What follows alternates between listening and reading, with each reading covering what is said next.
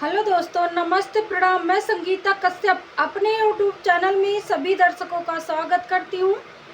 मैं एक चुटकुला नाच गीत लेके आई हूँ दोस्तों। अगर गीत अच्छा लगे तो कमेंट करके ज़रूर बताना, लाइक करना, शेयर करना, मेरे चैनल को सब्सक्राइब करना और कमेंट करके ज़रूर बताना दोस्तों ये गीत आप लोगों को कैसा लगा।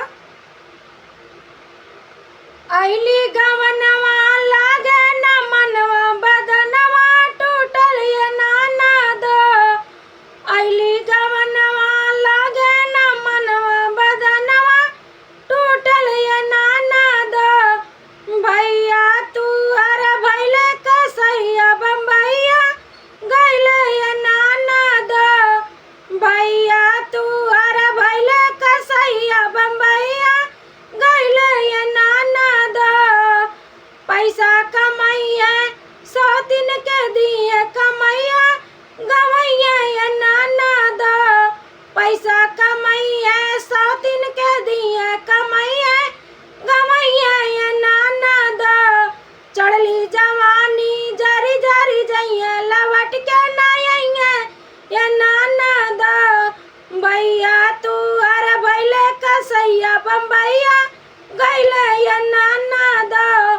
भैया तू अरे भैले कसैया बम्बैया गैले ये नाना दो। अली गवनवा लागे न मनवा बदनवा टूटल ये नाना दो। अली गवनवा लागल न मनवा बदनवा टूटा ये नाना दो। भैया तू अरे भैले कसैया बम्बैया गैले ये नाना दो।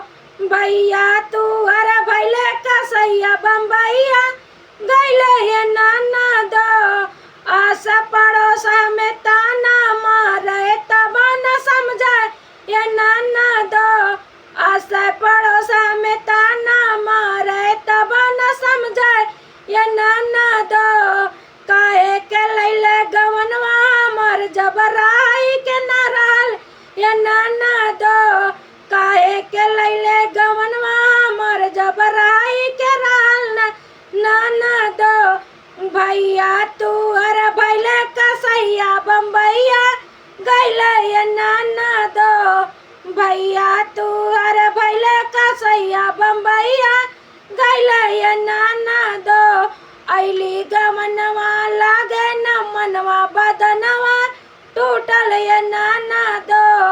अली गवनवा लागल न मनवा बदनवा टूटल ये नाना दो।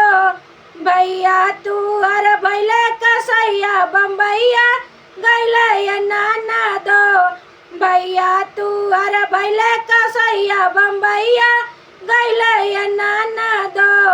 भैया तू अरे भैले कसैया बम्बैया गैले ये नाना दो।